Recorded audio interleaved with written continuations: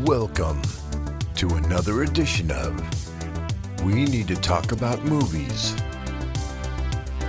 Brought to you by banterflix.com. And now, here's your host, Jim McLean.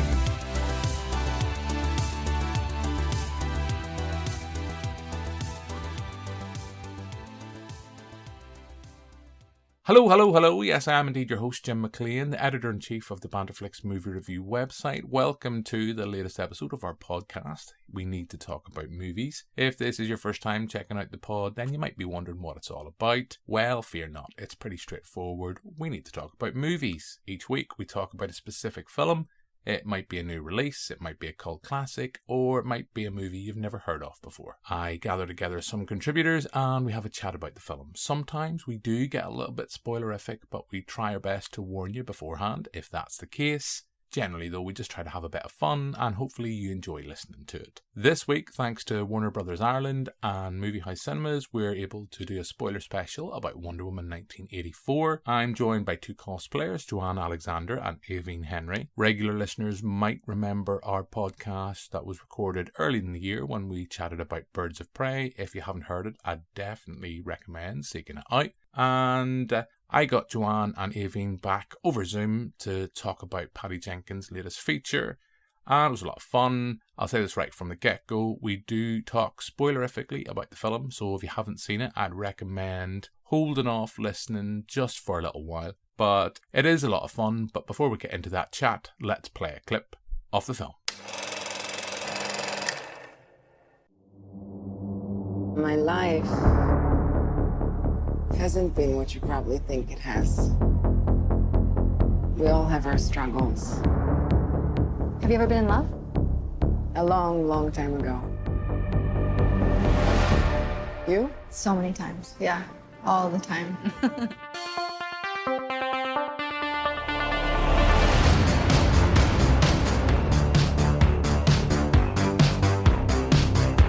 Welcome to the future.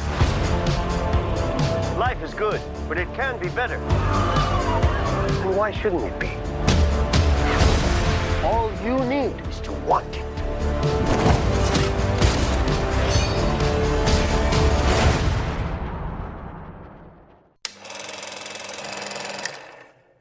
So that's a clip of Wonder Woman 1984, and I'm joined now. Oh God, it's gonna be one of those podcasts. I'm trying to think. I think the last time we had these two together was for our Birds of Prey podcast way back at the start of the year when we could all physically get together. But now we're here by the power of Zoom. I'm joined by Joanne Alexander. Howdy. And Aoibheann Henry. Bonsoir. I feel very underdressed, darlings, because you're both in kind of cosplay, a little bit of cosplay for anyone who can see this. We will hopefully have a video version of this and an audio version. The most I've got is my little Wonder Woman Funko. That's it, you know. It's not the size; it's what you do with it. You... Just go and move it around there a few times just to get a good feel for it. Just kind of, I'm just trying to see if we can get this just right, but like getting her just across the screen doesn't really work. So there we go. That's just kind of. How's that? Yeah, there we go. It's like I'm watching the movie. So we're going to be talking about Wonder Woman 1984. So we've got a few thanks to throw out at the start. I want to thank Movie House Cinemas and Warner Brothers Ireland. Aoibheann's going to get really angry in a second because Aoibheann, we've got a little confession to make. Joanne's still a little bit nervous about going to the cinema. So we were able to reach out through Movie House Cinemas and we got a screener for the film. We were only allowed 2 viewings of it and I pulled rank. So I watched it and then Joanne watched it. And then we got you tickets at our good friends at the Odeon, which you saw earlier today. In my defense, after watching the film on the screener, I did decide to go and watch it in the cinema as well. You were at a 12 o'clock screening. I was at a 1 o'clock screening today. So you and I have both seen it on the big screen. Joanne, you've only seen it at home because so you're a little bit nervous, fully understandable. There's a COVID pandemic ongoing. As we record this evening, I think we're waiting confirmation, but there's potentially a new 6-week lockdown. So that's that. So it's fully understandable, but it does allow us to compare and contrast, because a big thing with Wonder Woman 1984 in the States, more so than here, is that it is getting a simultaneous release. It's going to be available on online. I think it's HBO Max and cinemas where it's safe to do so. So that allows us that little bit of flexibility. We can talk about what's it like watching it on the small screen, what's it like watching on the big screen. We just had to get that over. I was trying the best way how to kind of sell that to you, Aoibheann. It's like kind of... I don't think it quite worked. Like, I'll explain later, but I think I would have preferred to, like, watch it on my own. Like at home. Well, we didn't give you a choice. I get a feeling that my card has been marked now. And all I can say is that Joanne Alexander just pulled rank. She just was like, bitch, please. I'm her ma. She can go out to the cinema and she can young. But she's young, she can fight it. But it's that case. But anyway, let's not go down that potential enraging kind of discussion for Aoibheann. Like, let's not start a cat fight or a cheetah fight. No, because I'll lose. Aoibheann, I'm going to start with you. Generally, we will spoiler on this podcast. We will talk about some of the plot details and the specifics of the plot in detail, and we will spoiler. So we're warning right from the get-go. But well, I suppose actually before we get into Wonder Woman 1984, because I know we had you on the Birds of Prey podcast, I can't remember if we talked specifically about the last Wonder Woman film. I'll start with you, Aoibheann. Were you a fan of the previous film and Gal Gadot's performance as Diana Prince? I'm going to be completely honest, right? I think this might be a bit of blasphemy, but I only watched half of the first film, and then I still know what happens at the very end because I've seen people like talk about it and I've watched people review it and stuff like that. But I watched half of it, but I made the mistake of watching it at like 4 o'clock at night. So because of that, I fell asleep like halfway through. Aoibheann, most normal people are asleep at 4 o'clock in the morning. You know, that's okay. That's okay. We've gathered that from the pods that we've had you on. I do not mean that in a criticism in any way, but it's just like you fell asleep at 5 o'clock or so in the morning. That's perfectly fine. I've seen it and I know what happens, and I've pretty much watched most of it, to be fair, because then the bits that I didn't get to see watching through the whole film, I've basically watched in clips. So I technically have watched the whole thing, but technically not. Okay. So from what you saw from that 4 o'clock viewing and the little bits subsequently, were you a fan of the first film? Yeah, I liked it. I can't really go into much detail because, again, I can't really remember most of it. But from what I can remember, I did really enjoy it. Okay. And what about you, Joanne? Yeah, I thought the first film was actually, when I went to see it, what was it, 3 years ago now? Mm-hmm. At the time, I thought it was brilliant. Well, until they get off the island of thermoplastic. And then I thought it started to go downhill a bit. I'm not really into all this big love stuff. And I kind of marked it hard at the time. And then I bought the DVD last week off eBay. I thought I was getting a second-hand one, and it arrived. And for £2.20, I had a brand new DVD. And I watched it yesterday and finished a wee bit today. And I was actually surprised how well it stood up. I think it was actually better on a second showing than the first. There was more to the story. Now, that probably because I don't really want to give out my feelings too much about the second film, how I feel at the moment, but the first film's far, far better than the second one. Okay. Ooh. Mm-hmm. I'm intrigued about that. I get a sense from you, Joanne, anyway, you and I might be kind of at loggerheads, which makes for a good pod, which is better listening than everyone going, yeah, I loved it. So I was a big fan of the first Wonder Woman, and I think it's primarily because at a time when DC were going down the doom and gloom, the mean and moody Batman, and they were trying to Batmanify Superman. Wonder Woman was this wonderful throwback to the Richard Donner Superman films, and this bright, shiny character that was virtuous and unflinching, and it was about the power of love and showing compassion, and I loved it. There's things like, I know I get a lot of criticism about one of the things particularly I've always praised about the film was that Wonder Woman, Diana Prince, Gal Gadot, well, she's stunning. I'll be the token red-blooded male at this point and say she is absolutely stunning. But in Wonder Woman and in this, she's never sexualized. We've talked about this in the past, and there's a difference between sexy and sexualized. I don't think at any point in either of those two films sees a point of objectification. I can't say the same about, well, maybe not Batman versus Superman, but definitely Justice League. She is. Yeah. There's a leeriness to some of the camera angles. But I love the fact that she's feminine and strong.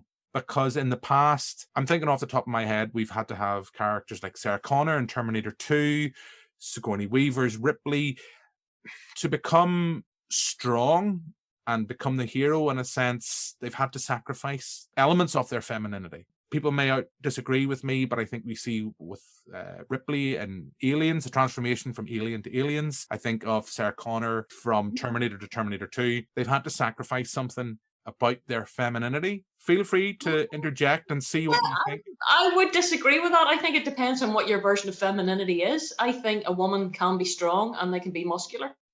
And they can certainly have really good firearms handling skills, as in the case for Sarah.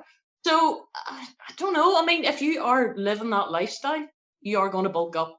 There's no doubt about it. You have to train harder. You have to be that wee bit better. So, I still see them as women. I think it just depends on what your view of women is. Well, it's not that. It's the fact that you're kind of hitting the nail on the head there, Joanne. For me, that's my point. Okay, Diana's a god, demigod, half god, kind of depending on the kind of lore from the comics, sculpted out of clay for some, but she's never had, because as I say, she's a god, she's never had to sacrifice anything, or she never had to change herself. You've kind of hit my point, is that like Sarah Connor, you see her having to kind of train really hard, push herself even harder to be stronger than anybody else. She's having to do that to succeed. With this, we don't get that, and that's why I like it. But Aoibheann, where are you going to weigh in? With Wonder Woman, I kind of agree. With Terminator and Alien, I can't really have an opinion because, again, I've never watched those films. I really want to. I've just never got round to watching them.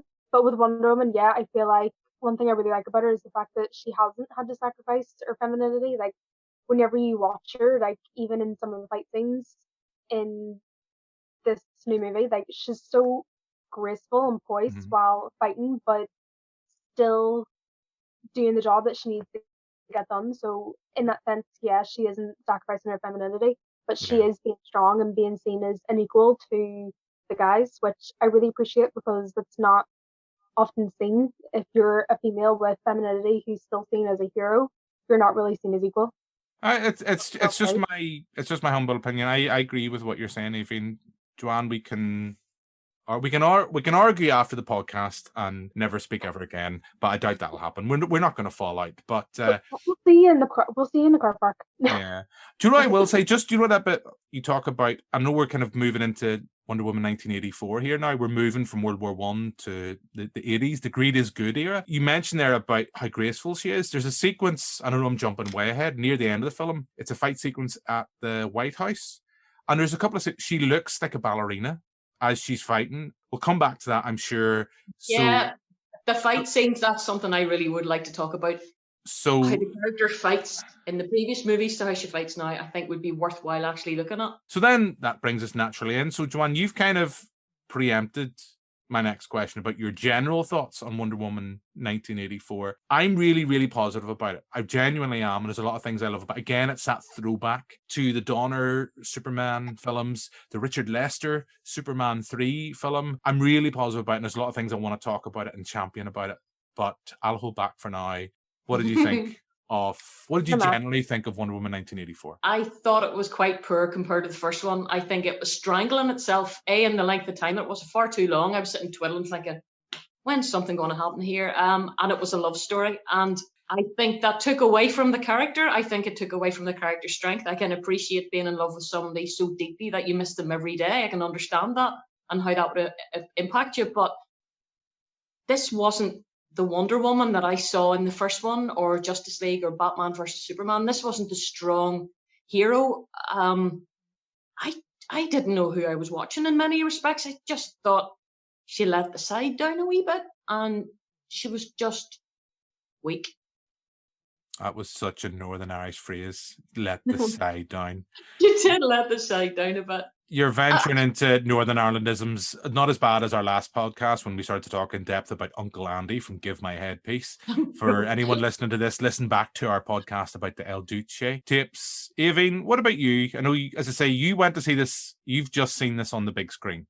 So say, we'll not pull on that thread, but we didn't give you a choice. We got you the tickets for the Odeon, and we're very grateful for those tickets from the Odeon this afternoon. I've seen it on the big screen as well, but what did you think of Wonder Woman 1984 generally?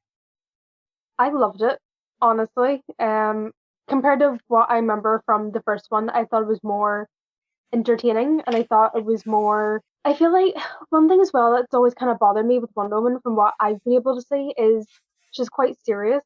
And again, with like most female heroes, they're quite serious, and from that, I've always kind of detached from them. But in this one, even in like one of the fight scenes at the start, like she was showing personality and a bit of like humor, if you get me. Like she wasn't really funny, but more, I don't know what way to word it, besides some like warmer, if you get me. Mm-hmm. Compared to the other films and stuff that I've seen before, she was quite serious and again strong, but in this one she was strong and knowing that she's strong, and from that she was then able to show a bit more personality and warmth to the kids that she was saving in that scene, which I really appreciated, because that was in something that I could relate to, because most hero films that I see with the women in it, they're quite serious, which again, like I said, makes me detached from them. And the only really comical female like hero in a sense I've seen in like film and TV of a woman has been Harley Quinn. Again, she's still technically seen as a villain to a lot of people, so for the fact that Wonder Woman just show a little bit of humor even in a fight, I really enjoyed. But again, like I said, in the overall film, I really enjoyed it. I actually cried at it, which is why I said I would have preferred to see it at home.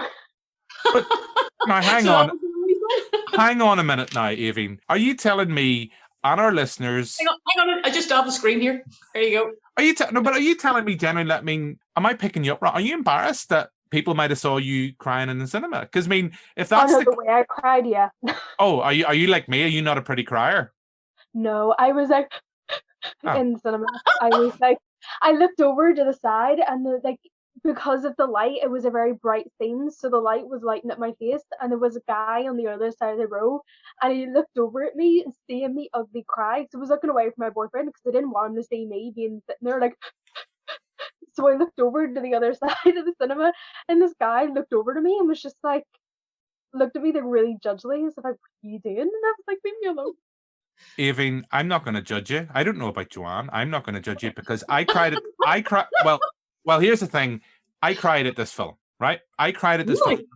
I cried at this film when I watched it on Monday night on the screener because I was doing stuff for Radio Ulster, and I cried again on the viewing today on the big screen. But I mean, let's not pass any judgment here. I cry at a lot of stuff.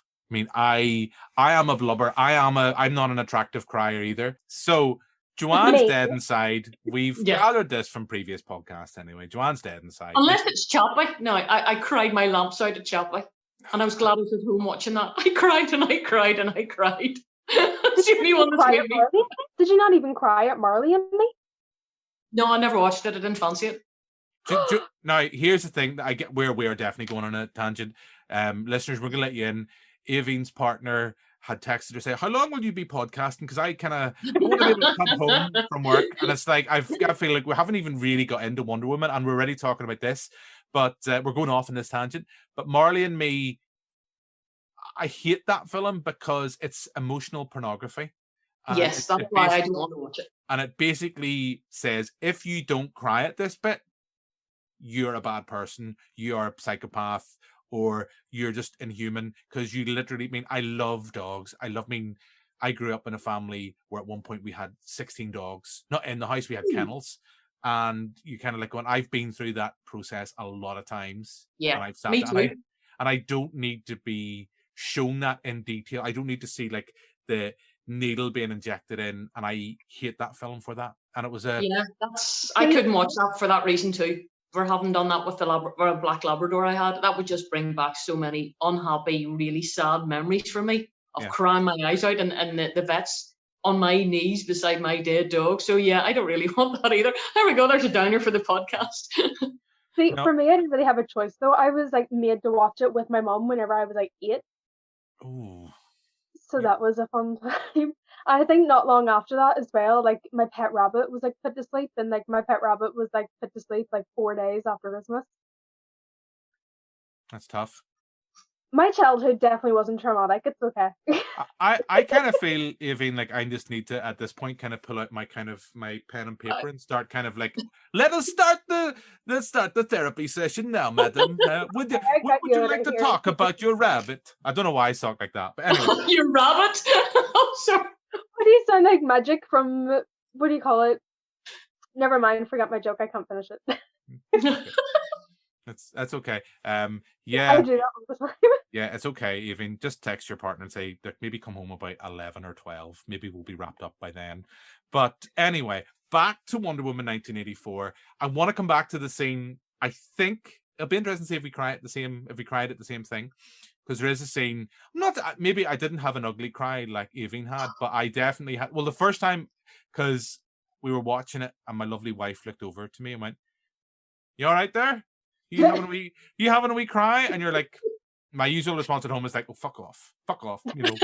And then I was like, when I was watching it again, I was like, because it's when you watch something the second time around, you know it's going to happen, you know it's coming up on screen, and I still find it moving, but I didn't feel manipulated. Is the kind of thing, roundabout thing, is what I wanted to say. If we're talking about the same thing, which I'm sure we'll come to. So, Joanne, you weren't that. I don't know if you're down on it, but you're just not. You weren't kind of blown over, but you think it's from the fact that you're maybe watching it at home. That's because this is the key thing now.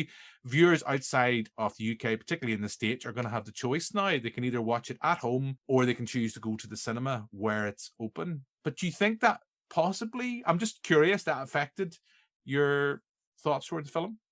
No, I just found it a very weak storyline. I just wasn't happy what they did with the character, and especially having watched the first one again on after it, I could not believe. I mean, at least in the first film, you had the thing about the First World War. Ares was a wee bit of a weak character the way he was thrown in at the very end, but there was a reason for her going out into the world of men. I was in it for a lot longer than the 2 fucking seconds I was in this one.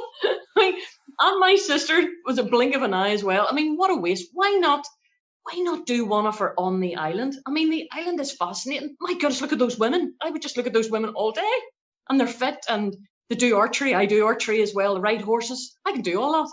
So, I mean, I just want to watch them. I don't want to watch Steve, what's his face? I mean, he's a nice guy. Chris Pine's a nice guy, but his forehead's massive. And his hair's even higher again. And it was just distracting me. And I found him just, he was all right, but he was much better in the first one. It was just shite.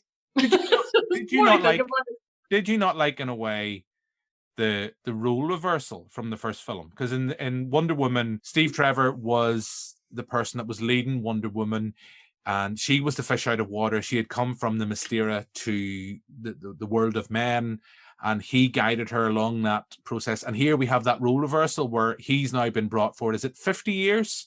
No, it'd be longer than that, wouldn't it? It would be 70 years, would it not be? 70 years, sorry, 70 years, yeah. 70 years from World War I to the 80s and how much the world has changed. I like that element. I do agree with you to an extent. That aspect of the film, I think, is slightly too long in terms of, like, they really play that. Like, you could have easily cut, like, there's a trip to, is it the Smithsonian they go to when she's showing him kind of, what the world has achieved since his death at the end of Wonder Woman. Spoiler. But I like a film that pauses for character, and I think this film does. But we've jumped straight to the 80s. I have to say, I love the opening sequence on the Mysteria. I would agree with you again, Joanne, if we've seen Disney this week handing out series to pretty much everything that has ever existed that they have the rights to now has a TV series. I would quite happily watch a TV series on the Mysteria with Connie Nelson and Robin Wright. Yeah. But I love that opening, that kind of Olympian, kind of Hunger Games-esque opening, and the fact that we have a little girl. I go, it's a small thing, but we have this little girl, young Diana, again, holding her own against her others. But this is the thing I love about this film. It's at its core message, particularly, and this is why I thought, Joanne, you would like it, in the sense that the film's core message is the importance of truth. That is a big thing that Wonder Woman stands for. The previous one was all about her compassion and love. This one was all about truth. And we see right from the get-go that we need our heroes to be virtuous. We need our heroes to be able to uphold the truth and not, muddle themselves in lies. I think Robin Wright's character, I think her line is, no true hero is born from lies. And I just think in this current era of falsehoods, fake news, well, we only got to do that for another couple of weeks anyway. That is an important thing. A bit like Spider-Man Far From Home last year. I think it was last year, possibly the year before. And this film, I think it's important that we see a message like this, a mainstream blockbuster that's saying, look, do not be distracted by falsehoods. The truth is what is the important thing. That's just something I think the film sets the seeds for that right in the kind of that opening pre-credit sequence before we even get into the 80s. Is that not something you noticed, Joanne?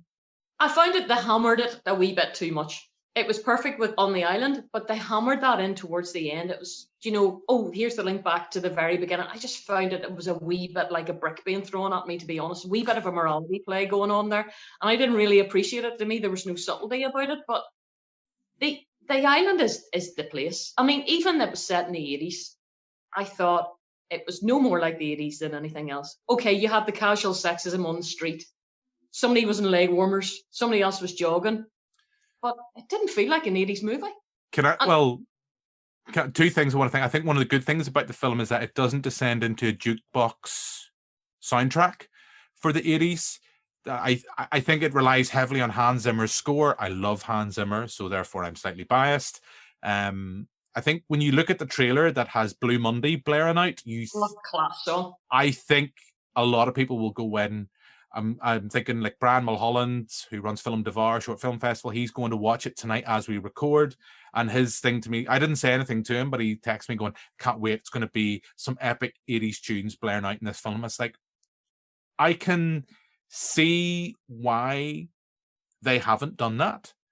I could see why they could have done that, maybe why they should have done that. Yeah, I can see why they should have, yeah. There's a couple of times you think, that would work, but I think then that's been done. You think of like Stranger Things, that's been done to a T. I think doing that with the score rather than using 80s tracks that we all know and love. Aoibheann was there right in the 80s, pumping away to all those banging 80s tunes. I do think in maybe 10, 15 years' time, that won't... Whilst this film is it recreates the 80s look very well. I don't think so at all. I think it won't have dated as much as, say, a thing like Stranger Things, which is trying to put itself right front and center in the 80s. That's just my opinion. Aoibheann, you love those 80s tracks, don't you? You were clubbing back in the days in the 80s. You remember all those kind of stuff. So, I mean... I'm itching just like you. We're kind of jumping again. Thanks. I'll ignore that one. Don't you worry. I'll get my own back somehow. But where you kind of went in on the... I really love the score for this. There's one sequence in particular that isn't a Hans Zimmer original.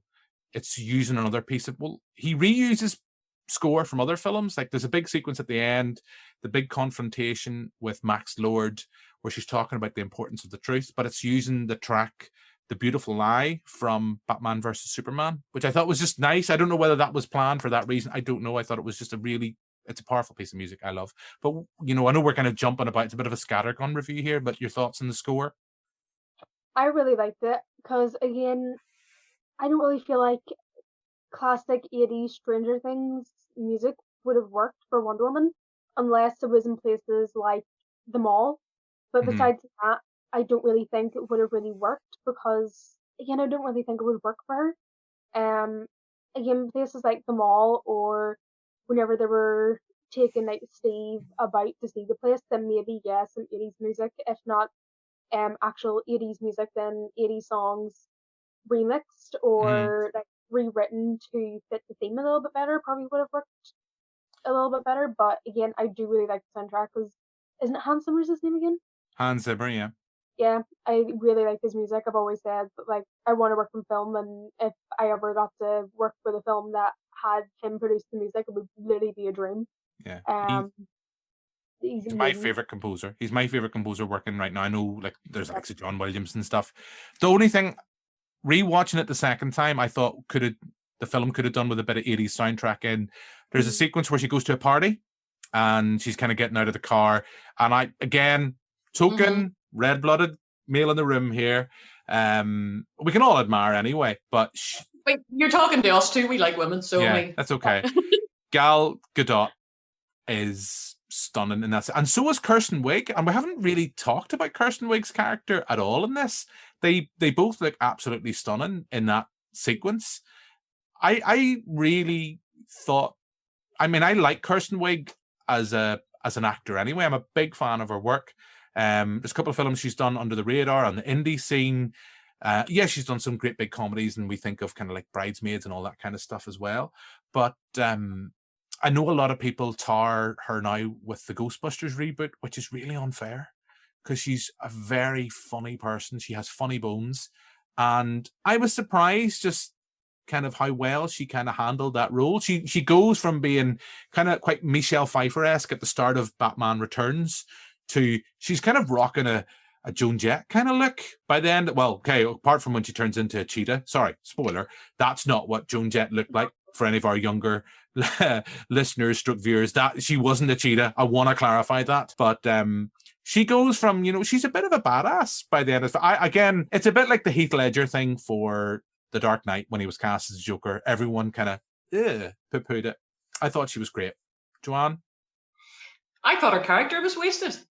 Completely wasted. There was a bit of a trope there. Oh, she's clumsy, she's this, she's that, she's awkward. Now all of a sudden she's this sex kitten. And it was a wee bit, okay, we've seen this before. Cheetah in the comics is a bit more vicious. Even at the end, spoiler, when she is physically transposed into this cheetah, I thought she just looked like a wet rug, to be perfectly honest. It wasn't that fussed in how they made her look. I mean, okay, not to sexualize her, but she is a sexier looking character in the comics, but she's still lethal. And I think they just made her look like a wet rug. And I know she does get wet at some point, and that's me saying that without any sort of euphemism, but she does get a good soaking towards the end. And can I just say, Joanne, I had to bite my tongue when you said about she looked like a bit of a wet rug. I said I'm really glad she didn't say she didn't look like a wet pussy. But she did look like a wet pussy. On that point, can I just say, being on this podcast, on this podcast, can I just kind of go full kind of Alan Sugar from The Apprentice, or no, from The Dragon's Den, and just say, I'm out. I said it, so I'm bailing on that. But I was like kind of going, what's she going to say? What's she going to say? Wet rug. Okay, that's nice and safe. I really expected her to say those things. Obviously, you've more experience with the pussy than I have, so I will bow to your level of expertise, sir. But yes, I thought, oh God, no, I liked her hair right enough. Her hair was good. Her hair was very 80s, but again, what a waste. Why even bloody have her in it? And Max Lord, flip, don't even get me started about him. In the comics, he's quite a complicated character, and you're never sure which version of Max Lord you're going to get. He can be quite altruistic in some ways. I think he did quite a lot with the Justice League as well, even helping to get them on their feet. And he can almost be an anti-hero, and in this, he was just quick. I will say this, and I will come back to you, Aoibheann, to kind of see your thoughts on Kirsten Wiig. The previous film, I think, had that problem with a great villain. DC, beyond Joker, the character of Joker in Dark Knight, maybe to an extent being, I find both of them in their own way rather underwhelming. But I think I had that same problem in Wonder Woman. Ares, like I've said this before, and I know you've seen bits of the previous film, Aoibheann. I don't want to spoil too much, but you've already said you kind of know. There's a sequence in the original Wonder Woman, right, where near the end, we've been told there's this big bad. We've been told Ares is causing World War, the First World War, and you go, okay, all right, it's a bit labored, it's a bit generic. Then there's a sequence where it's like, actually, no, there is no Ares. That was just a lie that was told. Humanity and men are ultimately evil, ultimately weak characters, and this is always what they will do. And you kind of go, testify, brilliant, great. I love this concept for a big DC and a big blockbuster. And if I remember right, it's like penny in the air, and the penny hasn't even dropped. And then suddenly, boom, oh no, there is a big bad. It's Ares, and his plan is world domination. This, again, I do think there's an issue with underwhelming villains on both cases. I love Kirsten Wiig's performance in this. I think it's because it reminds me, I'm surprised that maybe it did, Joanne, reminded me a lot of Michelle Pfeiffer's Catwoman from Batman Returns. the way kind of that look that she has at the start of the film, and that kind of quite heart of gold. Oh, that's tenuous. That's really tenuous. Yes, I can understand where you're coming from. She would have been a very poor cast off of that. I sort of seen her in her own right. Yeah, you could see she was very good with the homeless. There was a homeless guy that she was feeding every night, and she was very nice to all her her colleagues, and then she turns completely badass. But whereas Michelle was, how could you describe the Catwoman that she became was full of vengeance, but she was still that person at heart. She was still Selena Kyle at heart. She was still a good person, because whenever the Ice Princess dies that time, she's really upset about it. Whereas with Minerva, who is actually a goddess as well, I thought they wasted her. Yes, I agree that I think the actress is very good and she could have been used in a much better way. And I just thought, no, this is just, it was saccharine in places. Once I started bringing Maxwell Lord and his son in, and I thought, oh, no, you're just trying to milk the point. You really are. Just go fuck yourselves. And I can't be doing this at all. What time is it? I need to go to bed. I can just imagine you, Joanne, just sitting. I don't know if you watch it on your phone, your iPad, or whatever. Just kind of saying, "Come on, fuck up, come on, just get over with it." Anyway, come on, I want to go to bed. Anyway, so that's that. I mean, I think one of the point I'm trying to say, it's that kind of physical transformation that we see in Batman Returns with Michelle Pfeiffer. When we first see her to what we see her once she's transformed into Catwoman, that kind of underlying confidence that brings, that's kind of more the point. I know exactly what you're saying, but anyway, that's us. What about you, Aoibheann? I mean, did we even get round to asking you your thoughts on Kirsten Wiig's performance? No, but we're doing it now, so that's what matters. I liked her, but again, I thought she was underwhelming. I kind of liked the fact that, like, she was kind of dorky and quirky and, like, awkward and stuff like that. And in a way, for a lot of people who do watch religiously, like, superhero stuff and are really into this, are probably relating to her in that sense. And probably we always kind of, well, in my case anyway, I remember in school I used to always look up to the popular people and want to be like them, because the way how I was treated, I hated it. So I kind of understand where if you had that moment where you could be seen like them and maybe you're not looked down so much, then you would kind of get in your head and overpowered, kind of like how she was. And again, like they said, that, like, spoiler, but once you make a wish, it takes something away from you, and for her it was part of her humanity and her kindness and her warmth, like Diana said. So I kind of get how after she made that wish and throughout the movie you see her kind of turn more cold and badass, because again that was taken away from her from the start. So I kind of liked that, but also again she was kind of underwhelming, where whenever at the end it was kind of like, oh, is that it? I thought there was going to be more. And again, her actual look, I kind of felt it was very cat, which I didn't like.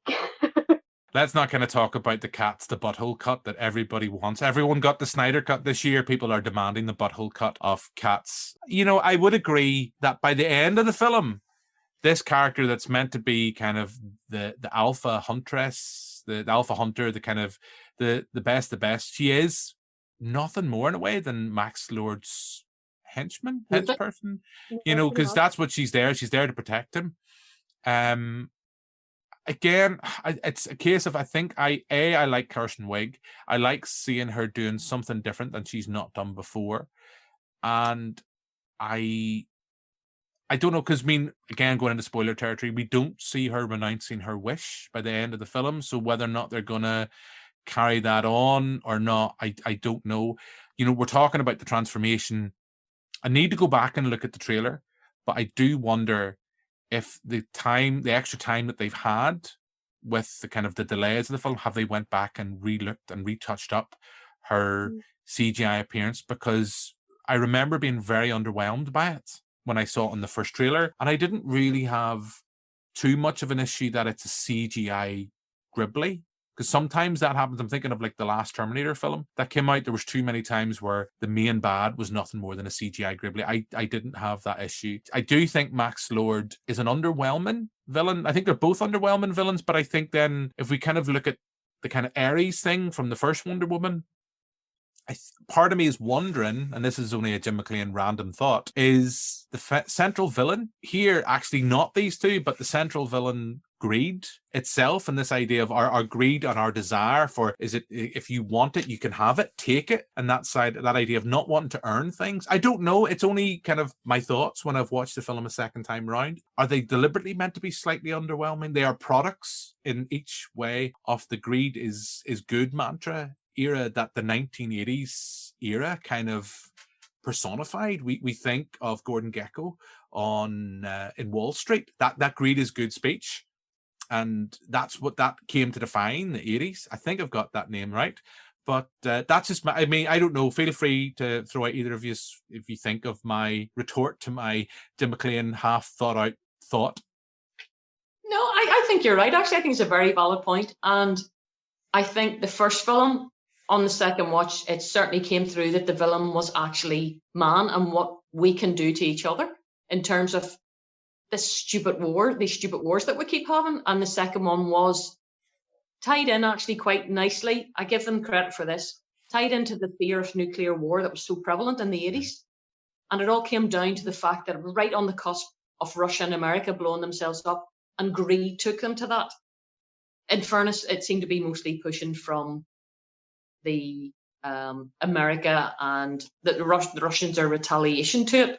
So yeah, probably that was the villain, that the people's desires and wants and things based on a lie in the end was the bit that was the villain. But unfortunately, unless you're getting into something very esoteric in terms of movies, this is a supervillain or superhero movie, and unless your villains are up to scratch, you're not gonna draw the people in. You're not gonna reel them in. That's the word I'm looking for. They're gonna go, yeah, that's all right, but I don't know whether I want to go and see another one again, and then try and sit and look for the meaning. Is it so well hidden that I actually don't know what it is? You're getting sort of slight glimpses of it, but I think they wasted two villains. The villains might as well not have been there. I mean, Max Lord, who is a genius, was just quite thick at times, just so caught up in everything, and Cheetah was nothing, really wasn't it? I mean, it's actually quite insulting in the end that she becomes the bodyguard of Max Lord. Now, the reason, of course, why she became his bodyguard was because she didn't want him damaged in any way or hurt, so that she could keep living her own personal life. But I think it was quite insulting that the female villain actually was just a bit player in the end. Why not have this really good female villain in a film with a female superhero? That's what I would have preferred to see. Because what we've learned from our previous podcast is that character Cheetah will get a spin-off, the Fantabulous Emancipation of Cheetah, and she'll have her own spin-off, and rather than trying to take over the world, she will just want to have a cheese sandwich. That's it. That's because I think that is a big problem for me with a lot of the DC villains. I get bored of a villain that just wants to take over the world. It's not scary. It's not interesting because there's not much to it. Give me a character like Michael Keaton's in Spider-Man Homecoming, who is only out for himself. He wants to, better his own his family's life. He doesn't care about trying to take over the world. Give me a character like Kingpin in the Daredevil series, who again is not interested in world domination. He just wants to be the big boss of Hell's Kitchen.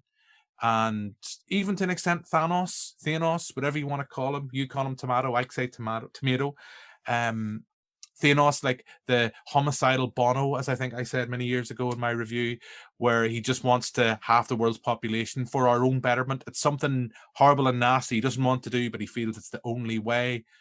Villains that are a little bit more complicated than just, I want to take over the world. That is a criticism I do have of the film.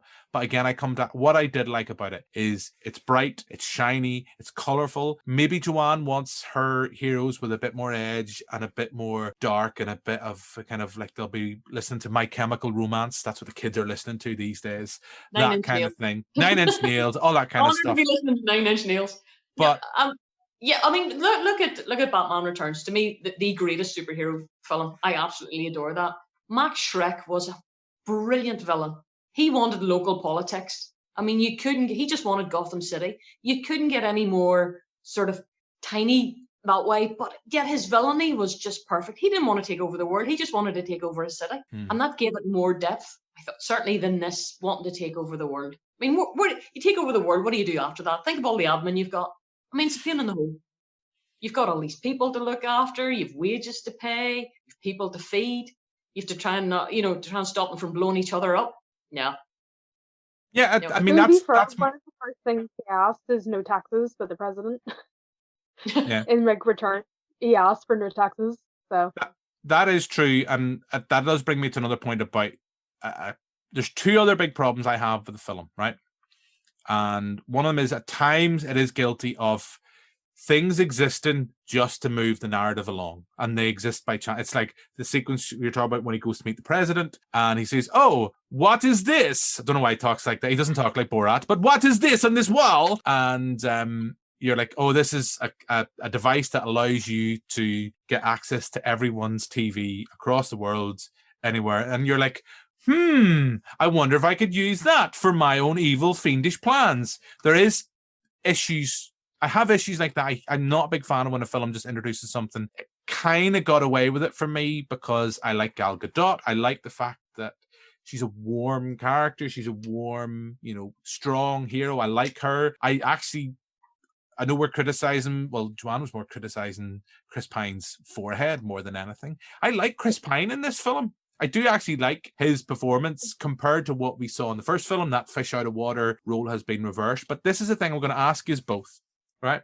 Because I do have an issue with it. As much as I love the character of Steve Trevor, I think his influence on the character of Diana Prince and the influence on Wonder Woman, he plays too big a role in defining who she is, if that makes sense. I do have an issue with that. I think if this film wasn't directed by a woman, I'm not sure. I think Patty Jenkins wrote this as well. I'm not 100% certain without going on to IMDb. I would wonder, would there be more criticism of the film towards that, in the fact that I kind of understood it in the first film, that idea of, you can save the world, I can save today kind of thing. From that, he gets to make that choice. And I think I allow that just gets past me. I think he plays too much, and his legacy plays too much in a sense of defining who she is. And that's not to say there is a sequence in here where ultimately Diana has to make that choice. The key thing that runs through the narrative is you make your wish. I think it was Aoibheann made this point. You take the wish, you make your wish, but it takes something from you. So in this case, she wishes for Steve to be back. Steve. And her strength leaves her, her powers begin to leave her. And I actually like some of that stuff, the fact when we see this character that's been so effortlessly strong throughout any of the previous films, we start to see she's getting bloodied, she's not able to hold on to the lasso of truth anymore. But I don't know, I don't hate it, but I just have an issue with the fact that it's, again, in a weird way, he gets to make the choice. He kind of says, right, you don't have to kind of say goodbye and all that stuff. I already died, all this kind of many years ago. You've got to do this. It's his character, his legacy defines Wonder Woman a little bit too much for my liking. Not uncomfortably, but I do think his role. But then I'm not a massive fan of the comic, so maybe I'm completely talking out of my arse. to be honest, I never even thought of it like that until you brought it up. But yeah, I do see where you're coming from, and I do kind of get the fact where you pretty much told her that this is what you have to do, and you're going to have to give me up.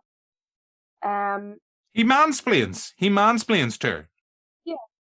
Oh yeah, that's a good point. Touch. Yeah. My head's going blank. I'm sorry, Joanne, do you want to go and I'll go after? Well, I mean, she's with Superman at one point in the comics as well.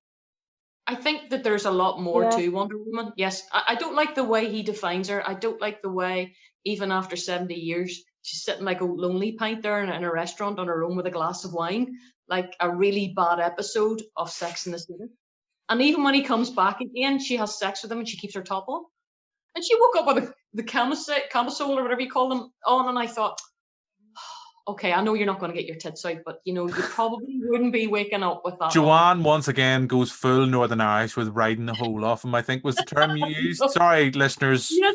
Apparently we're big in Thailand. That's the only reason why. I'm just kind of wondering, right, riding the hole? It's like, it's all right, look up a Northern Irish phrase book. It'll all be revealed. Can I ask you both, do you have an issue with the kind of complications, the Quantum Leap kind of esque return of Steve Trevor? In the kind of sense that he's kind of jumped into this other person's body. And I like that transformation sequence where it's, that everybody else only sees this other person. And even Steve sees this other person, but she sees him as he was. There's a lot of kind of things you could probably pull on that thread, on that kind of reasoning, that we look for, these people that we want in other relationships. There's things you could kind of look into there. But just the fact that you, as you mentioned so eloquently, Joanne, she rides the whole off him on the first night. No, she doesn't really. She just wakes up with half her clothes still on, which I was very disappointed. Maybe she's just really elegant at making love. That's the term I'm going to use. Making love, Joanne. But did we have issues with the fact that it's kind of not Steve, but it is Steve? It's somebody else. I don't know. Hey, I'm only gonna this. We've got an expletive record. We have an expletive rating. Joanne's on the pod. I don't even know if does it change everything? Is it the same down there? What happens if he had this new guy? Obviously, Steve's been dead for 70 years, so chances are if he had crabs or anything like that, or syphilis, that would have gone by now. This new guy, well, this is the 80s. He could have AIDS. Of course, she's immortal right enough. It doesn't really matter. But she's not immortal because of the wish. Oh, that's right, because she brought... So, I mean, she could have had all sorts of weird and wonderful shit going on, like, from this guy. She didn't know his sexual history or anything. And this is, like, America in the 80s, where AIDS was rampant, so that would have been an interesting storyline. Look, maybe this is making... I mean, I'm the person that overthinks things when we do our Disney podcast, right? And regular listeners will know I overthink things on our Disney podcast, like wonder why mice have coins that are the size of human coins. So how do they really go and do their shopping? So I overthink things. I know that. But I was just kind of very cautious the second time, kind of going like, I kind of like that transformation sequence where they're at the party and it's this other guy and he starts to talk like Steve. Then the camera kind of pans round and it goes from being this other person to being Steve again.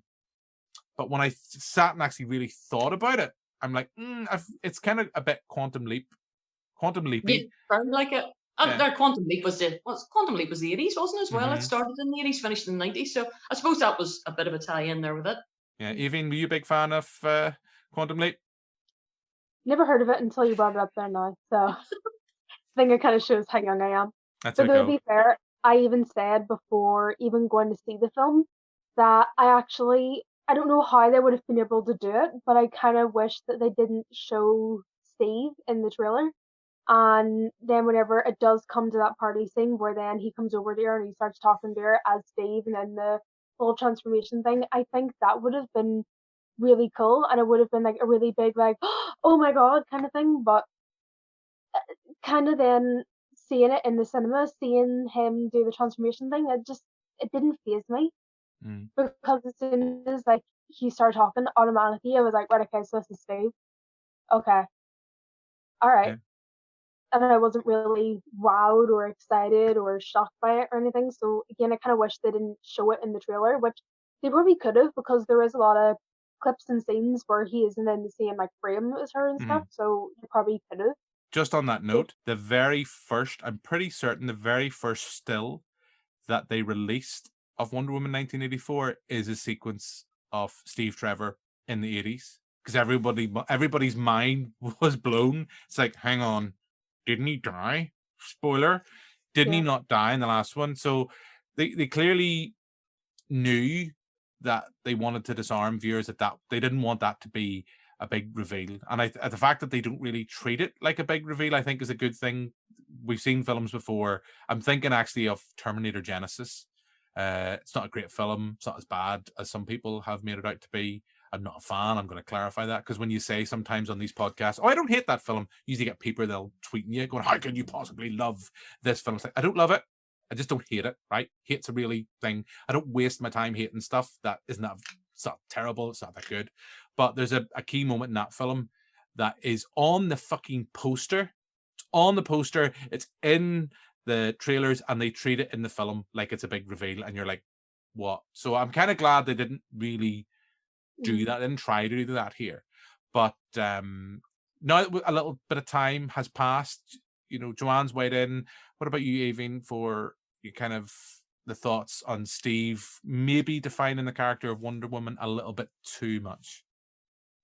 Yeah, I kind of get that. And yeah, with Wonder Woman, I don't really think that she should be defined as like by a man. And I'm kind of going a little bit off track here, but one thing I was kind of hoping for, and especially with the way how, isn't it Christian Wiig?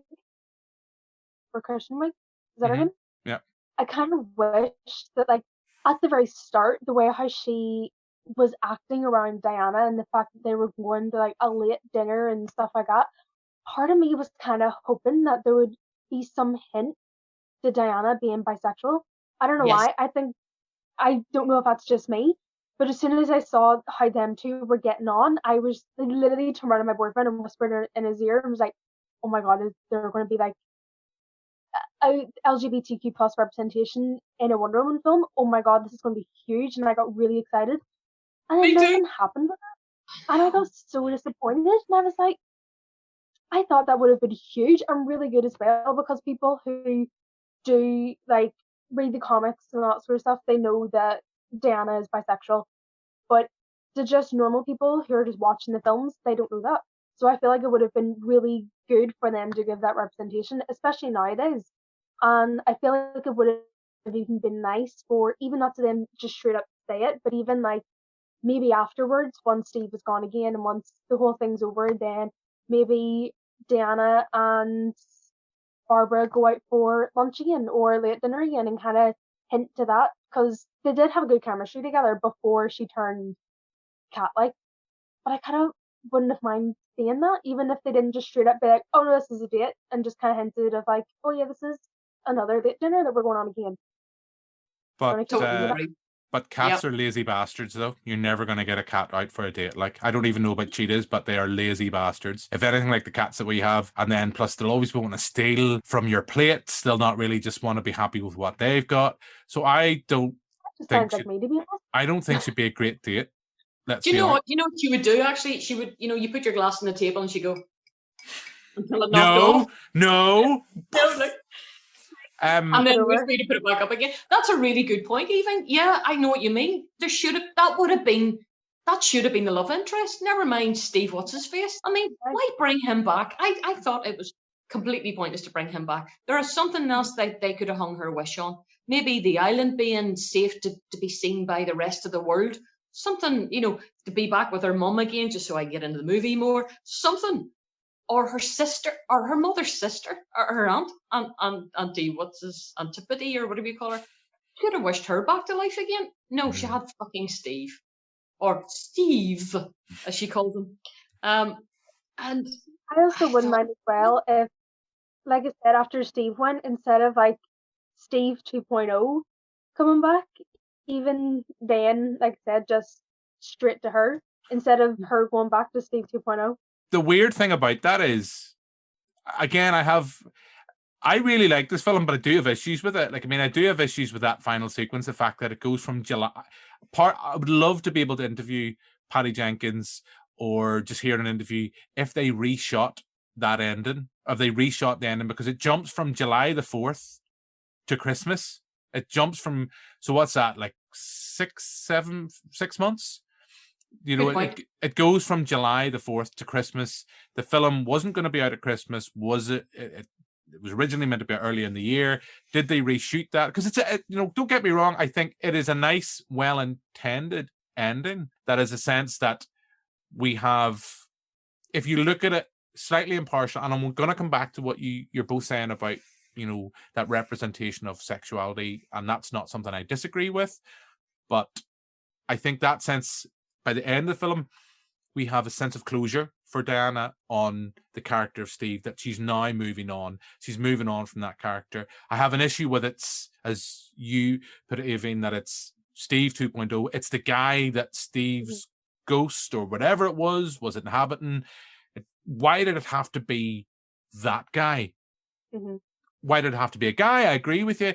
The only thing I would say about sexuality, regards that representation of sexuality, just because it's Kirsten Wiig and Gal Gadot, the two leads, it doesn't have to be those two together.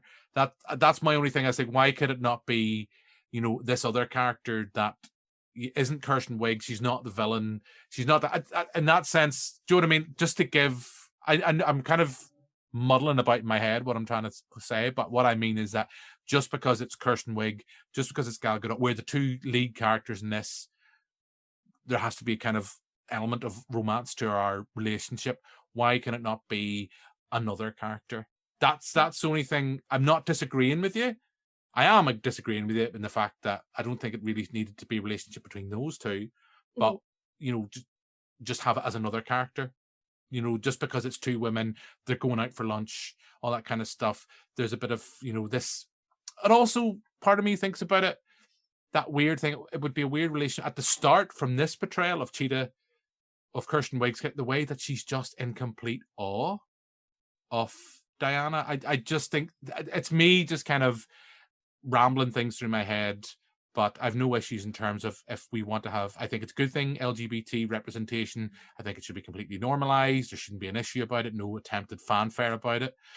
I thought there maybe would have been something in the Mysteria scenes, because I know that's something Patty Jenkins has talked about in the past, that in this all-women civilization, of course they're going to have relationships. That, for me, felt like more an opportunity to kind of throw something in. Throw is not the right word, but to showcase that and not make any kind of fanfare about it. That's only me. Moving quickly on so I can feel less awkward about this discussion. At least we've got the invisible jet. The invisible jet's there. Oh, God. You know what? That scene really bugged the fuck out of me. There's a jet and it's parked. How did she get into that place for a start? She throws a card up to scan into the building. She gets in. Like, how is she authorized to get in there? And then she gets in there and he says, well, which one do you want? I'll pick that jet there. Now, I actually meant to look up to see what sort of jet that was. But there wasn't the room to move that jet where it was parked on that bit of apron in front of that building. I'm going to get real nerd here. Joanne, there wasn't the room to move that jet. Joanne, is this a small hill you're prepared to die on? Yes. Because there wasn't the room to move that jet around. I mean, that wingspan would have probably clipped that building.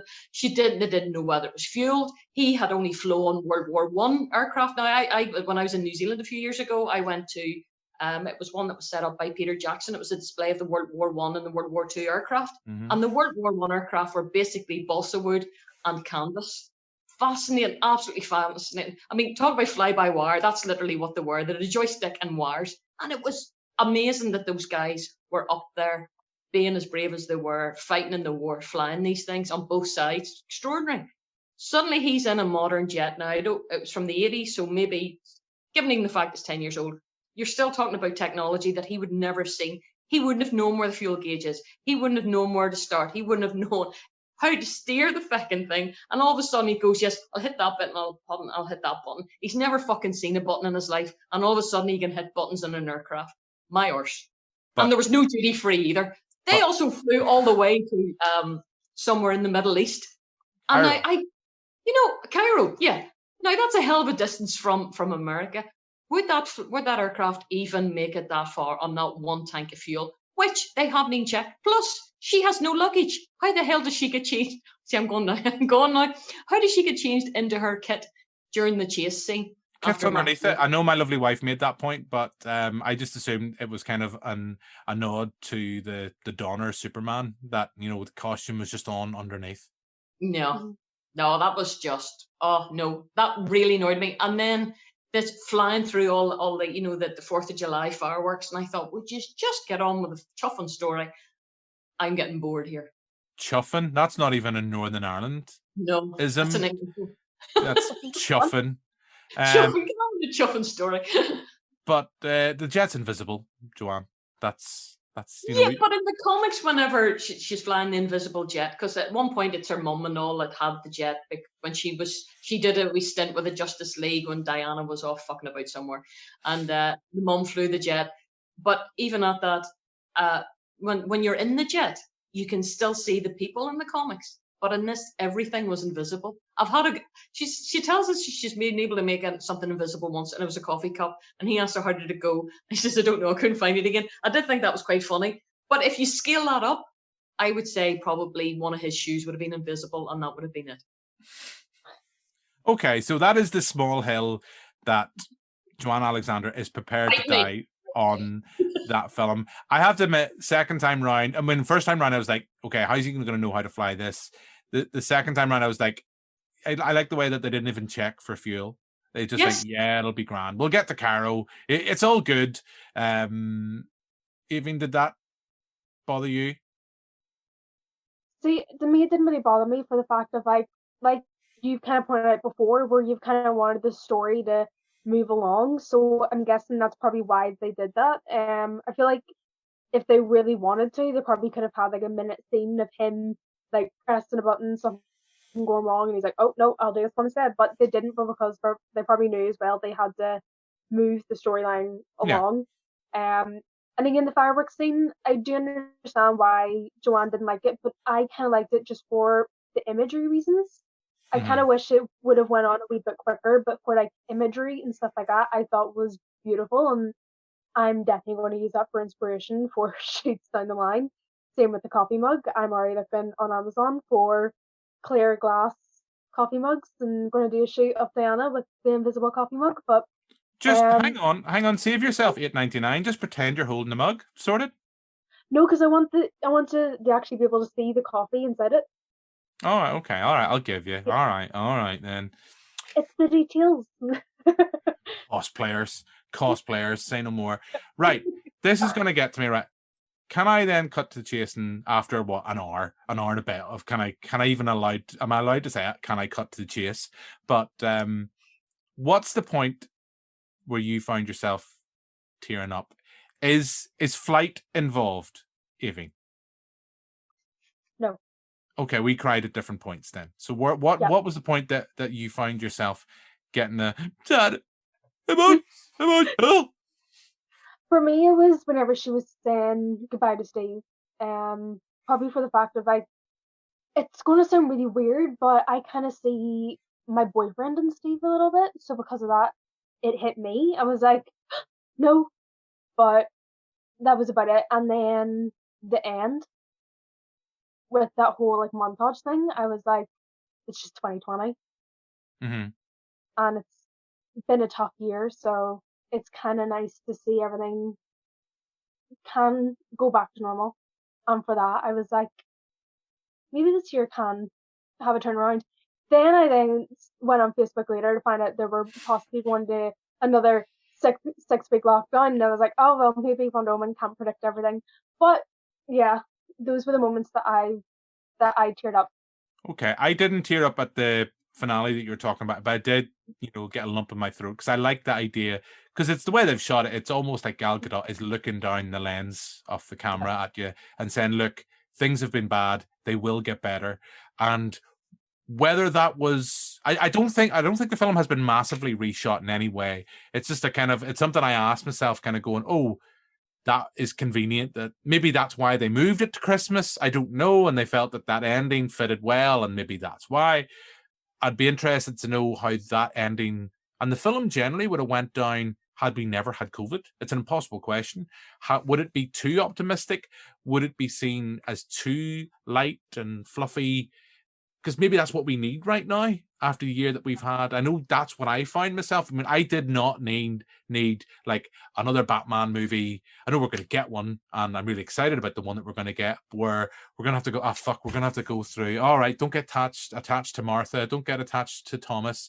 We're going to have to see them fucking killed on screen again. I didn't really want in December, after the year we've had, a mean and moody superhero film. Granted, I mean, we've had The Boys on Prime, which is probably my favorite thing this year, which I think is great. But the year that's been, I agree with you. I mean, I got a lump in my throat, but the sequence that I find really powerful because of the imagery, when we sit and think about the context, is the sequence where she kind of learns how to fly. And It's the fact that it's pulling my heartstrings because it's using one of my favorite pieces of music from cinema ever. Well, not just from cinema, favorite piece of music, Adagio in D minor. It's from Sunshine. I love that sound. You know, I'm kind of glad that they didn't go for the kind of whirring, kind of mental guitars from the last film. They use that really sparingly. It's only used in one very short sequence in this film. It's a lot of it's a lot pulled back. For Hans Zimmer, it's a very pulled back, restrained score. But that sequence I find really powerful, and that kind of, I know I'm saying this after having my issue about Steve defining or playing too much of a role in defining who Wonder Woman is and his impact on her character, and she is his great love. Okay, I know in the comics she started to love. She's getting it on with Superman. I don't know if she still is, but I know she was for a while.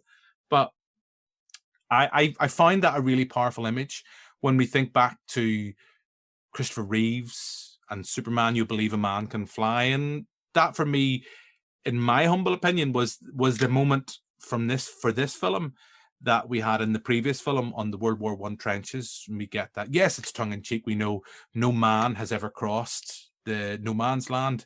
Maybe a woman can. And that sequence is really powerful, and it's iconic, and it's come to represent Gal Gadot's character. That sequence with her flying, I thought, was really powerful. And that's when I found myself kind of getting a tad's emoji. But Joanne, you had none of that to any of the sequences we're talking about. Not even at all when we see her kind of flying. I enjoyed it. I liked seeing her flying. Thought, oh, so that's how it was. But again, fucking Steve defined her, taught her how to bloody fly. Oh no. The bits that were making me angry actually were the fight scenes.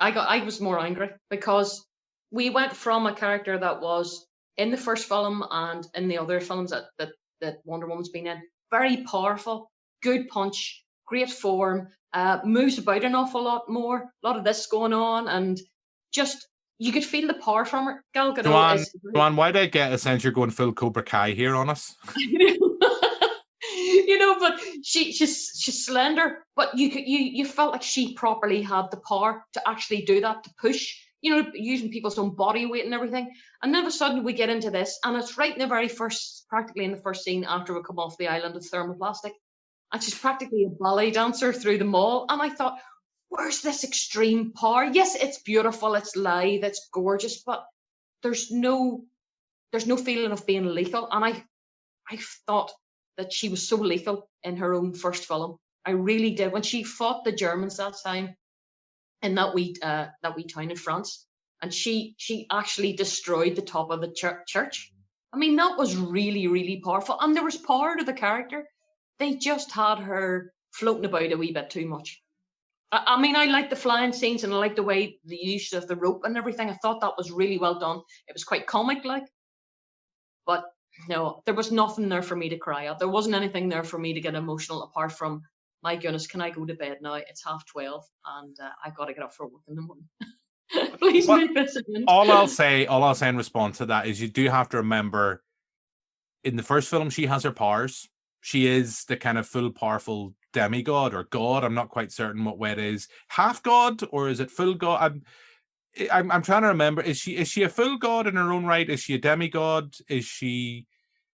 I know, I'm trying to remember. Actually, I can't remember whether she's actually the daughter of Apollo and Zeus.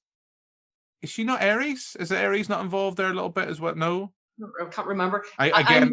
It's been a while. It's been a while since I've seen the first Wonder Woman, but that's the only thing I'll bring up on that. I get where you're coming. I actually quite like that, like the sequence we mentioned right at. Remember at the start of this podcast, we were talking about that sequence in the White House, and kind of the way that she's kind of operating in the fight sequence, and that the way she handles herself. Like there's a sequence where she does a kick, and it is kind of it's beautiful, and it's really well choreographed. It's not done in the kind of John Wick Atomic Blonde kind of way, because I don't think that would suit the film. But then I actually quite like, in contrast, her kind of style to Kirsten Wiig when we see her kind of dishing out some violence. It's not quite kind of Red Hood versus Batman kind of stuff, but she's much more physically aggressive. She's someone who's grappling with these new powers. Like, okay, it is a criticism of the film that one of Kirsten Wiig's defining things is the fact that she learns how to walk in heels really well. You know, that is an issue. I mean, I can't walk in heels. So I'm losing that contest already. There are things I think partially, I think if this film wasn't directed by Patty Jenkins, I think there would be a lot more criticism. That's my own humble opinion. Not to say I didn't enjoy it. I mean, I keep coming back to that point. I really fucking like this film. And I think it's because, for me, it's the impossible thing. It's that thing that maybe not as knowingly as other films have done. It's pulling on that nostalgia. And it's pulling on that nostalgia I have for the Richard Donner Superman and Superman 2. Okay, Richard Lester directed Superman 2, but there is a Donner cut. The Richard Lester Superman 3. The opening of this film reminds me so much of that big campy opening of Superman 3 with Richard Pryor, and everything's going wrong, and Superman's kind of swooping in discreetly to save the day on certain things. There's a fun factor to this. There's a charm to this film. That's not to say I don't or I dislike mean and moody superheroes. I fucking love Batman. I mean, I love Batman. I love the comics. I've got a box that, okay, listeners can't see, I have a box full, 3 boxes full of Batman comics, and there's about a ton that are at my parents' house in Oma. That's not to say it, but it's a nice palate cleanser. Not everything has to be mean and moody. Not everything has to be mean and moody. I like this. I'll say this, when we went to the cinema today, there was a trailer for Black Widow. I'm excited about that film because it'll be interesting to see what Marvel do. Okay, we've had Captain Marvel. I had issues with Captain Marvel. I never finished it. I just got bored. I just had issues with it. I love Brie Larson. I love the kind of visuals of her character. I just find her a little bit like Captain America, a bit boring. But yeah, what I like, what the MCU managed to do was make one of their most boring characters in Captain America weirdly kind of this unflinching kind of moral character, and actually make those unflinching morals such a pivotal part of the character in a positive way. I think they're trying to do the same with Wonder Woman, and I think it works. That's, again, my own humble opinion. I think the fact that we have a character that stands for love and compassion and truth and will save us all with that message, that worked for me in the year that we've been.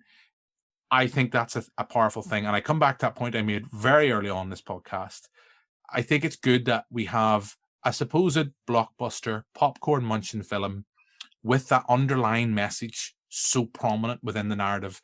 Just like it was in, I think Spider-Man Far From Home does it slightly better and more discreetly and more covertly than that idea of, like, do not just believe what you know blindly. Seek the truth. The truth is the important thing. And I think that for me is just, I hate that the era of fake news that we find ourselves. We think now anyway, like stuff. I know, Joanne, I see you frequently on this on Facebook, the anti-vaxxers and all their fucking theories. Oh, you're going to become a mutant or things like that, and all kind of nonsense. The rise in magical thinking is just ridiculous. The lack of critical thinking about things and not trusting science. Oh, don't even get me started there. I could go on for the next 3 hours giving off. So did you not think at least, I know I've asked you this question already, but do you not think at least that is there? I know you said it was a bit forced home, it hit it home with a hammer, but do you not think at least it was important to have that message there, that in the current era we're in, because let's make no lie about it, we have Max Lord is a kind of pseudo Donald Trump-esque character. We see that. I mean, it's clear as day. He says at one point, I'm a TV personality, and he pretty much rises to have the power of the president. There's no getting away from that, and that importance. Again, that, okay, they're trying to humanize him. He's a con man. He's just trying to do things so that his son can look up to him proudly. I kind of like that. I think it's a little bit forced into the narrative, but it's no accident the film's set in Washington. There's sequences where we see so much of the backdrops are political, statues and monuments that are etched in history, and they have political significance. There's no getting away from that. That's there deliberately, and I think it's admirable that we have a film once again in 2020 championing viewers seek out the truth, and that we should aspire for our heroes. Okay, these are superheroes. We all know NHS and scientists, they're our heroes as well. But those kind of heroes, we should want them to aspire to be better. They should always believe and stand for the truth and justice. Hey, that's me on my pedestal. I'm going to finish. We'll bring things to a close. But Joanne, just do you not think that at least, whilst you find it hammered home, the message, that it's a positive, that it's at least there, front and center in the narrative? Yeah, I suppose it is. I just wish it had been more entertaining the way it was done. You just didn't want a love story. Oh no, I really didn't want a love story, unless it was with Cheetah or somebody like that. Just something different. I really didn't want a fucking love story. I don't need a love story. I don't want a love story. I want somebody fighting for justice. And yes, fighting for truth is extremely important right now. And there is still an ongoing campaign. I mean, if you look at America at the moment, it's in the complete shambles, even with the president-elect, with Biden. He's going to have a hell of a job on his hands trying to break through the Trumpettes, because they are just holding on to this disinformation. There's the rise of religious fundamentalism in America, but there is also the rise of Trumpism as a religion in America. And Biden's going to have to fight through that. So there is that desire to, yes, I absolutely 100% agree that we need to be looking to find the truth in things. And that's who our hero should be. And I hope certainly that Biden doesn't let us down, because he's kind of become a bit of a superhero, him and Kamala Harris. Sleepy Joe is going to save us all. Who needs Wonder Woman? We've got Sleepy Joe. I'm just thinking back actually to an interview I did a couple of weeks ago with MJ Bassett. She did the film Rogue with Megan Fox, and she kind of talked about she wanted to make an environmental film, but she knew that an environmental film wouldn't get bums on seats, wouldn't get maximum interest. So in a way, I can get a sense that, yes, there's a love story there. It's a mainstream blockbuster, but maybe Patty Jenkins, Gal Gadot and co have kind of said, look, this is the core message. We wrap it up in this. Okay, the love story angle. I agree with you. I think hopefully there is going to be a Wonder Woman 3. We know that. Hopefully that's not an angle in the third film. We've moved beyond that. We've had the closure of saying goodbye to Steve. I'll accept coming back in a flashback, but if he's brought back again through some kind of weird kind of monkey paw kind of dreamstone kind of thing, I'll say, right, no. Again, going back to a reference I made earlier on with the Dragon's Den, I'll be, no, I'm out. Yeah. I don't need that.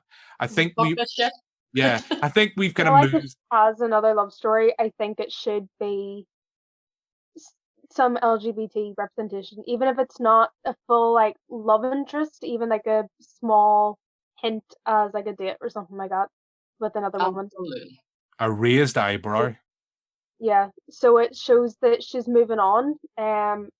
Again, if we have a flashback, then it shows that she's moving on. She still appreciates and loves Steve, but she still knows that she can move on. And then we then also get the representation that we need, especially in superhero films, because again, we don't really get a lot of explicit LGBT representation. It's always hidden in either the adult shows or in the comics. Like for Harley Quinn, for example, for Birds of Prey, we got a tiny hint that she was bisexual, and then in her TV show, then we're shown her with Ivy, and then her in the comics. But you never saw it in Suicide Squad, and you never see it in the animated films and stuff like that. So it would be kind of nice to have a live action superhero show or movie that the kids can also watch as well, that still does have that representation, because I feel like that is needed. And even if it's not, like I said, is done so it's blatant and in your face, so then maybe the Karens will shut up about it, but some hint or representation I think would be nice. Don't be worrying about the Karens. It's the mega Karens you've got to worry about. That's what you've got to worry about. Yeah, there's nothing there you've said I disagree with at all. The only thing I would say, I don't want a character to be there just for LGBT sake. And I don't want, again, kind of what you said, I don't want to be a fanfare about it. I don't want it to be, I don't want it to be, looking back to what Disney did with Beauty and the Beast. It's our first film with LGBT representation. It's it's one fucking twist at the very end of the film. That's it. That's not given representation. Or Star Wars, where it's two women in the background, I think, having a kiss. I totally agree with you in that sense, but I don't want it to be tokenism. I don't want it to be there for titillation. I I think think the best way to look at it is, have you seen the animated show on Netflix, She-Ra Princess of Power? I think they did a really good show of representation of LGBTQ plus community. Like, they have non-binary people, they have transgender people, they have people who are bisexual, lesbian, gay, straight, all that sort of stuff. Like, there's a guy in it and he has two dads, and that wasn't made to be a big thing. The big thing was the fact that this guy, who was this warrior who was working with these princesses, that his two dads were librarians. That was the big thing. It wasn't the fact that he had two dads, it was the fact that they were librarians.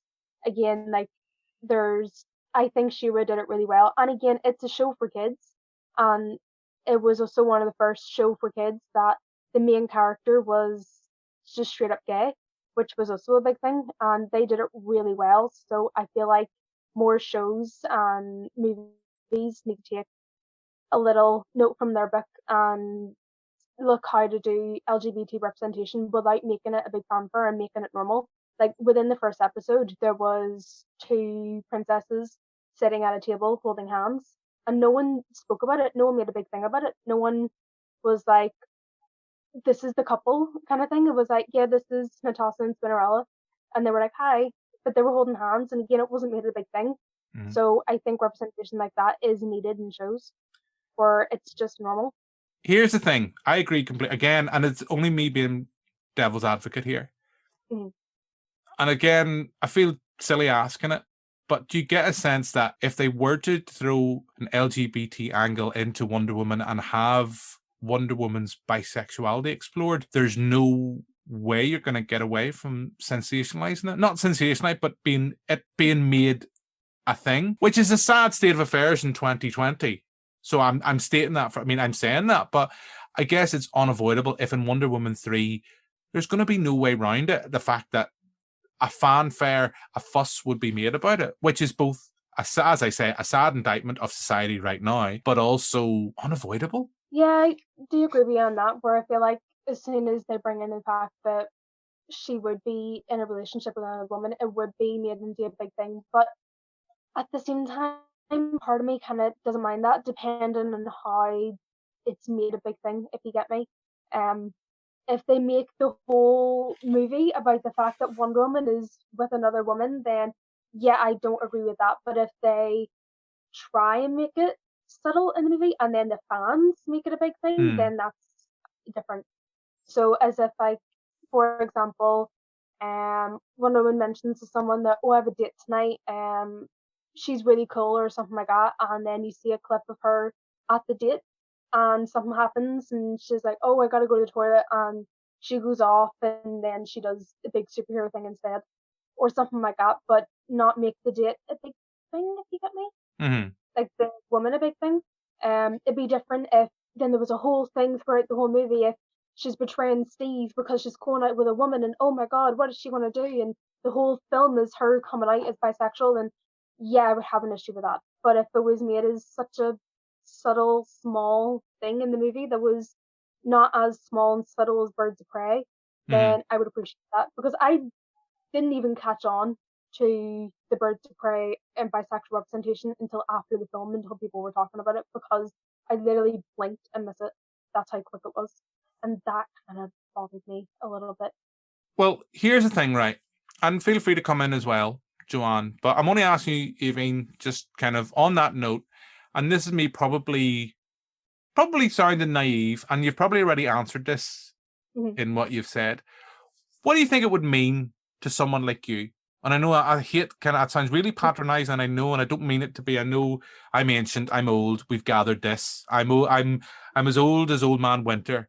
But for to have that sense of representation from a character like Wonder Woman in a big budget blockbuster, not just like an animated kind of, not to dismiss anime, because I know there's people who love those series, not to have it in an animated cartoon series or in a one shot in a comic or a throwaway line in a comic, to have that level of representation. We've kind of admitted it's unavoidable that it wouldn't be sensationalized, but to have that type of thing in a blockbuster like this. I feel like for the LGBT, it would be a big thing, especially for bisexuals, because sadly, even in the LGBT community, we do get dismissed a lot, because even to a lot of people in the LGBT community, they will turn to us and just tell us that either we're faking it and just trying to get attention from guys, or we're lesbians just still trying to get that validation from men and stuff. And so even in the LGBT community, we're still not even taken serious. So to see us being taken serious and to see that representation in a big blockbuster film would be amazing for us. Is like, I'm trying to figure out how to word it. Like, yeah, I love the fact that in smaller things like She-Ra, for example, we do get that representation, and I love that. But it's just sad the fact that it only is in smaller shows and movies that not a lot of people care about. Basically, it kind of does suck. So it would be huge, like I said, for the LGBT to see that representation in a big film. Though sadly there will be a few comments from the straight men that will want to sexualize it, but it still would be a big thing to show that bisexuals are valid, bisexuals are here, and they're not confused. They're not only doing this for the guy's attention, or we're not just doing this for male validation, or we're not just confused lesbians and stuff. That's, we are here, we are valid, like, recognize us. And growing up, I never actually saw a lot of bisexual representation, so because of that, it took a long time for me to realize that I actually was bi. For a while, I thought I was lesbian, then I was like, but no, I still really like guys. So because of that, I bounced back and forth from that until I did watch the smaller shows like She-Ra, or I watched like YouTubers and stuff like that, and I would see them come out as bisexual, and then I realized that, oh, it is a thing, because I never really saw it in TV or movie. So I feel like for younger kids as well, to grow up seeing that representation and showing that it is real and you are valid, I feel like would be huge as well. There's nothing I can come back to that. And, Joanne, anything you want to throw in at this stage? Yeah, I think it's absolutely, it's relevant. Whenever you don't see a representation of yourself on screen, whether it's your sexuality, your disability, your colour, your creed, whatever it is, and you don't see it, and suddenly everything is this generic blandness on screen, you suddenly think, well, I'm a freak. It must be me that's the abnormal one. I'm not seeing this anywhere that's public. And it is a damn shame.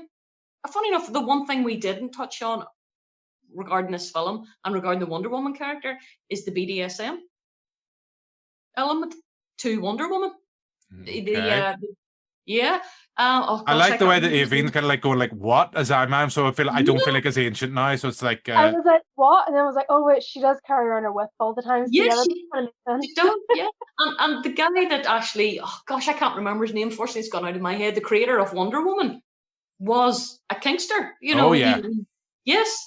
And that was that just completely appealed to me. So he built it into the comics, and that was frowned on at the time. And the two women in his life, his wife and he was in a polyamorous relationship. I mean, they kept on living together and holding on to the relationship even after he died. I mean, it practically cost him his career because it was seen what they were doing, and in his comics were seen as deviant. I mean, you only have to look at the very early Wonder Woman films, and it's all bondage. So I kind of like the fact that I don't remember seeing Linda Carter in any kind of bondage.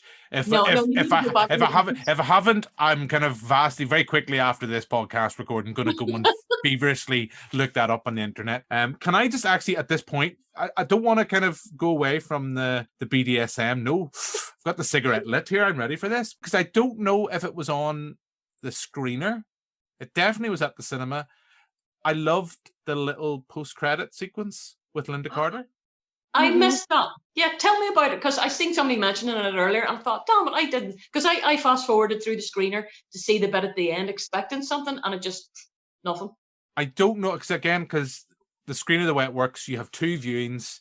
Once my viewing was out, it's like, right, Joanne, please don't in any way kind of log in, log out. You have to log in and that'll do you. But it's a sequence right at the very end where it's revealed that Linda Carter is I forget the name of the character, but the character in the gold costume that many years ago stood against the world of men. And that was?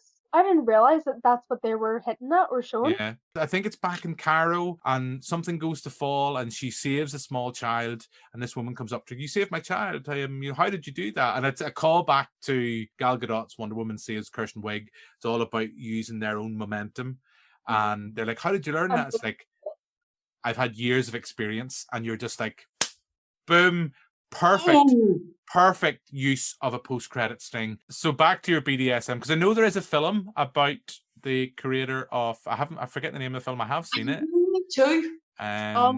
It's worthwhile a watch because it's Luke Evans is in it. He plays the creator. It's a very good film. I thought it was quite genteel and quite reserved in many respects for the subject that I was talking about.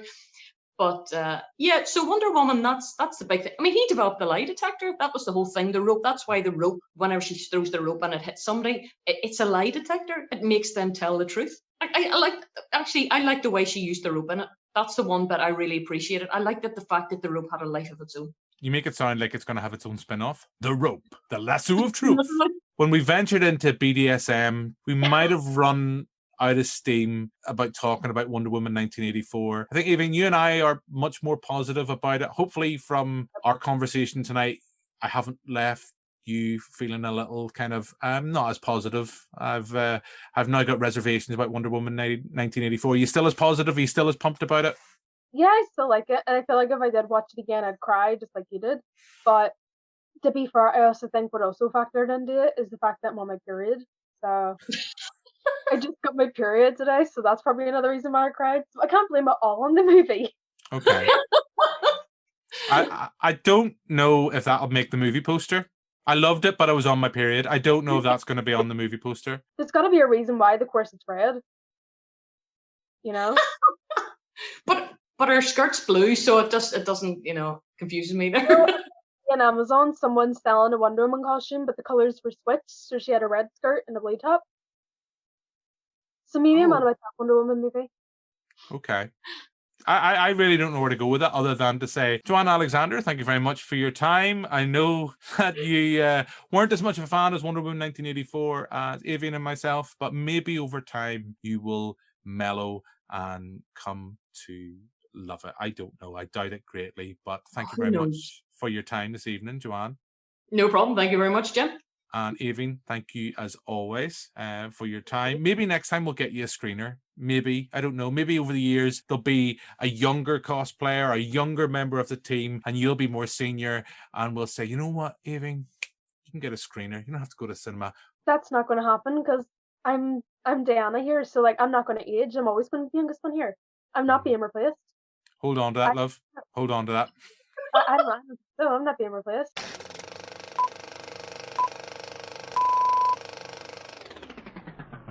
So that pretty much brings this episode of We Need to Talk About Movies to a close. Thanks to Joanne and Aoibheann for giving up their time to talk about the film. Thanks again to Movie House Cinemas and Warner Brothers Ireland for helping making it happen. It was a lot of fun. I really enjoyed this pod. We haven't done many spoiler specials this year. Hopefully in 2021 we will be able to record more. But if this was your first time checking out the pod, then make sure you subscribe to ensure you don't miss any further episodes. And if you've only started listening, you might want to check out our complete back catalogue on our website, www.banterflix.com, where you can also find the back catalogue of our TV show on NVTV and an array of written articles and reviews. There's loads on our website. And you'll also see our Patreon page where you can find different levels if you want to financially support Banterflix to help us carry on, make this podcast happen. There's a couple of different tiers, each with their own special goodies as a way of thanks, so check that out. That's enough of me selling our wares for this week. I've been your host, Jim McLean, Editor-in-Chief of Banterflix. We'll be back pretty soon with another episode of We Need to Talk About Movies.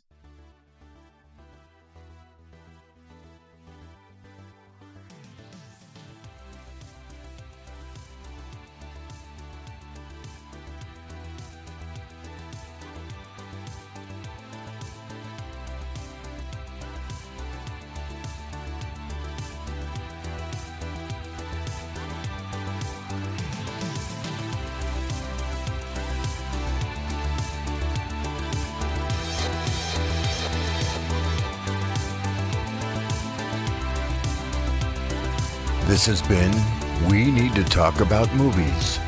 Thanks for listening. For more information, visit banterflix.com. See you next time.